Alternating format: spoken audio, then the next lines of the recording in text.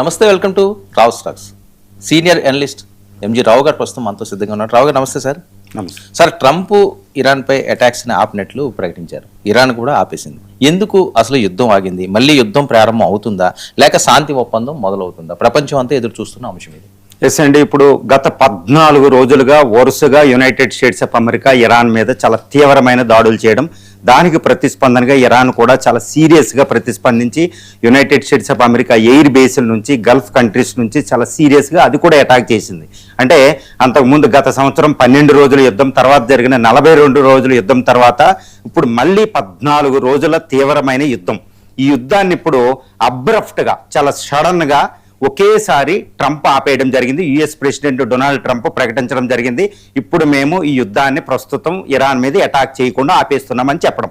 వెంటనే ఇరాన్ ఏం చెప్తుందంటే, ఐఆర్జీసీ ఏం చెప్తుందంటే, ఇప్పటివరకు మేము అమెరికా అటాక్ చేస్తే మేము రిటాలియేటరీ ఎదురు దాడి చేసాం, అమెరికా ఆపింది కాబట్టి మేము కూడా ఆపుతున్నాం, మా ఎదురు దాడి పాలసీ కాబట్టి అని ఇరాన్ కూడా ఆపడం జరిగింది. ఇది బయాన్ లార్జ్ ఏంటంటే, ఇప్పుడు మిడిల్ ఈస్ట్లో ఈ గల్ఫ్ ప్రాంతంలో ఇప్పుడు యుద్ధం ఆగింది అనేది మనం చెప్పుకోవచ్చు. అంటే యుఎస్ అటాక్ మానేసింది, ఇరాన్ అటాక్ మానేసింది, అంటే యుద్ధం ఆగిపోయింది. మళ్ళా యుద్ధం విరమణ.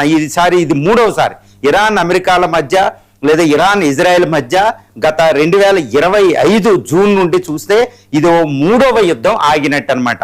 మరి ఎందుకు డొనాల్డ్ ట్రంప్ ఇప్పుడు యుద్ధాన్ని అబ్రప్ట్గా ఆపేశారు, సడన్గా ఆపారంటే, ఇప్పుడు అంతర్జాతీయ డిఫెన్స్ ఎక్స్పర్ట్స్ యుఎస్ నుంచి వస్తున్న వేరే విధానాలు, తర్వాత ఆయుధాలు, నేను ఎప్పుడు ఒకటి చెప్తూ ఉంటా, లాస్ట్ మిసైల్ ఎవరి చేతిలో ఉంటుందో వాళ్ళదే విజయం అని.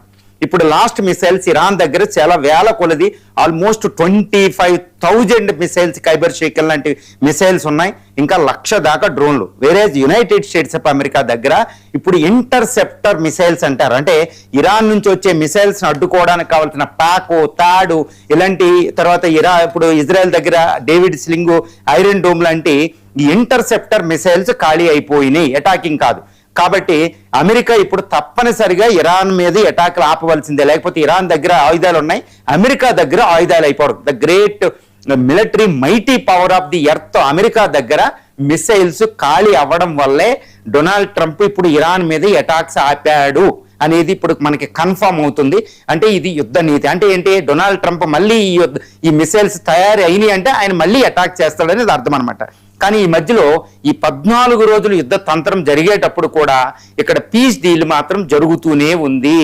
ఈ పీస్ సంబంధించిన డిస్కషన్స్ అనేవి ఈ ట్రాక్ 2 లెవెల్లో అధికారికంగా కాకుండా అనధికారికంగా ట్రాక్ 2 డిప్లొమసీ జరుగుతూనే ఉందన్నమాట.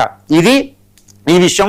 ఇప్పుడు ఏంటంటే యుద్ధం ఆగింది, వెంటనే చూడండి యునైటెడ్ మొత్తం అక్రాస్ ది గ్లోబల్ మార్కెట్లో ఈ యొక్క పెట్రోలియం రేటు 5% తగ్గిపోవడం జరిగింది, మళ్ళీ $100 బిలియన్ వచ్చేసింది అనమాట. ఇది చాలా ఇంపార్టెంట్ అనేది ఇప్పుడు గ్లోబల్ కమ్యూనిటీ కూడా చూస్తుంది.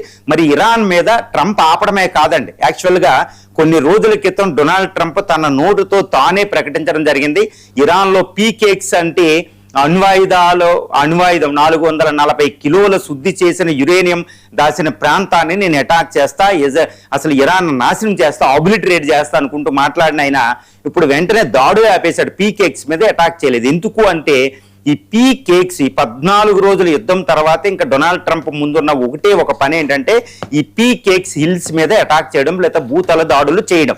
కానీ ఒక్కసారి పీకేక్స్ అనే హిల్స్ మీద, అంటే జాగ్రోస్, నాటాంజ్ న్యూక్లియర్ రియాక్టర్ ఉన్న ప్రాంతంలో అమెరికా దాడి చేస్తే తన B-1 లాంచర్ ఒక బాంబర్లు ఇప్పుడు యూకేలో రెడీ పెట్టడం జరిగింది, అక్కడ మదర్ ఆఫ్ ఆల్ బాంబ్స్ పెట్టడం జరిగింది.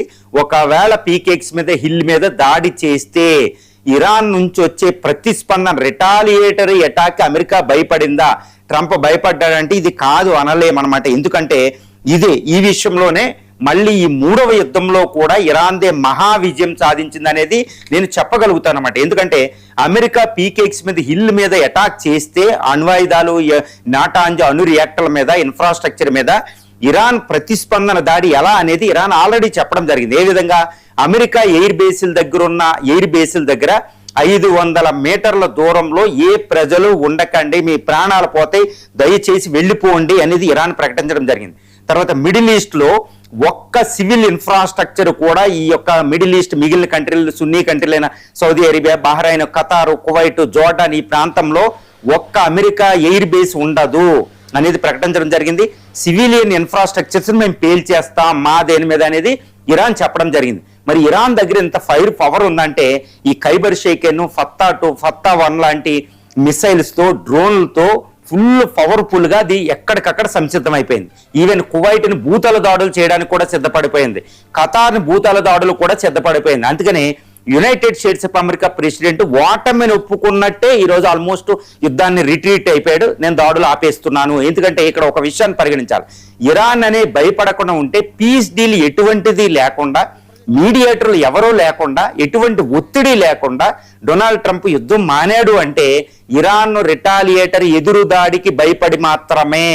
కాబట్టి ఇప్పుడు ఈ యుద్ధంలో కూడా రెండోసారి జరిగిన ఈ ఆయతుల్లా ఖైమోని మరణం, ఆయన ఖననం, ఇవన్నీ అయిన తర్వాత జరిగిన 14 రోజుల యుద్ధంలో కూడా ఇరాన్ది మహా విజయం సాధించిందని చెప్పొచ్చు. ఎందుకంటే ఇప్పటికి ఇరాన్ అక్కడ అంతర్గత కుమ్ములాటలు ఉన్నా ఏమున్నా ఇరాన్ చాలా పటిష్టంగా 6.5 లక్షల మంది సైన్యం, 1.5 ఈ యొక్క IRGC ఫోర్సెస్, 1,30,000 మిసైల్ ఫోర్సెస్, ఈ యొక్క అండర్ గ్రౌండ్ జాగ్రోస్ ఎల్బర్జ్ మౌంటైన్స్ కింద అండర్ గ్రౌండ్ మిలిటరీ, ఈ డ్రోన్ మిసైల్ సిటీస్ని పటిష్టంగా పెట్టుకుని ఫైర్ పవర్ నాశనం చేసే శక్తి. ఇప్పుడు డొనాల్డ్ ట్రంప్ అన్నట్టు ఇరాన్ దగ్గర ఎయిర్ ఫోర్స్ సరిగ్గా లేదు, నేవీ నాశనం అయిపోయింది, కానీ హర్మూజ్ స్ట్రైట్ని కంట్రోల్ చేయగలుగుతుంది. ఎందుకంటే సీ మైన్స్ అనేది చాలా పటిష్టంగా దాని అడ్డా కాబట్టి దాని జోగ్రఫీలో ఉంది. సో హర్మూజ్ స్ట్రైట్, ఈ అండర్ గ్రౌండ్ మిలిటరీ మిసైల్ సిటీస్తో IRGC చాలా పటిష్టంగా ఉంది. కాబట్టి అది డిస్ట్రక్టివ్ పవర్ ఉంది. United States of America air బేస్లు గల్ఫ్ని డిస్ట్రక్ట్ చేసే అంత కెపాసిటీ ఉంది. తర్వాత ఈ హౌతీలను కూడా రంగంలో దింపడం, ఇది కూడా మనం ఫ్యాక్టర్ గమనించాలి. హౌతీలు రంగంలోకి వచ్చిన తర్వాత ఇప్పుడు బాబ్ ఎల్ మనాబ్ని వాళ్ళు క్లోజ్ చేశారు. సౌదీ మీద అటాక్ జరుగుతున్నాయి. ఈ సౌదీ అటాక్లను ఆపే శక్తి ఇప్పుడు అమెరికా దగ్గర, సౌదీ అరేబియా దగ్గర, ఇజ్రాయెల్ దగ్గర కూడా లేవు. ఎందుకంటే వాళ్ళు చాలా గెరిల్లా వార్ఫేర్ చేస్తారు. వాళ్ళు ఒక నాన్ స్టేట్ యాక్టర్స్. వాళ్ళు 3,50,000 మంది ఫోర్స్తో ఇరాన్ ఇచ్చిన మిసైల్తో ఉన్నారు. ఈ హౌతీస్ రంగంలోకి వెళ్ళడాలు, సూయజ్ కెనాల్, రెడ్ సీ ఇది కూడా ఆగిపోయింది. కాబట్టి ఇటు హర్మూజ్ ఇదే ఆగిపోతే ఎంటైర్ ఇంటర్నేషనల్ ఫైనాన్షియల్ మార్కెటే కొలాప్స్ అయి 2029 లాంటి ఫైనాన్షియల్ సంక్షోభంలోకి వెళ్ళే పరిస్థితి ఉంది. కాబట్టి డొనాల్డ్ ట్రంప్ ఇవన్నీ పరిశీలించి ఇరాన్ మీద ఆల్మోస్ట్ ఓటమిని ఒప్పుకున్నట్టే ఆయన బయటికి వెళ్ళడం జరిగింది. మరి పీస్ డీల్ లేకుండా యుద్ధం ఆగిందంటే మరి యుద్ధం ముందుకెళ్తుందంటే సీజ్ ఫైర్ లేదు, పీస్ డీల్ లేదు. కాబట్టి యుద్ధం తాత్కాలిక విరమణ మాత్రమే. అంటే డొనాల్డ్ ట్రంప్కి ఈ పరిస్థితులు అనుకూలిస్తే మళ్ళా యుద్ధానికి వస్తారు. కాబట్టి ఇరాన్ ప్రస్తుతం మేము ఆపం, యుద్ధానికి మేము సిద్ధంగా ఉన్నాం, అవర్ హ్యాండ్స్ ఆన్ ట్రిగ్గర్ అనుకుంటూ ట్రంప్ ఏంటంటే లోడెడ్ అండ్ లాక్డ్ అప్ అని ఆయన మాట్లాడతారు. కాబట్టి యుద్ధం ప్రస్తుతానికి తాత్కాలికంగా ఆగినట్టే. మళ్ళీ వారంలోనో 2 వారాల్లో మళ్ళీ Iran, United States of America యుద్ధం మొదలవబోతుంది.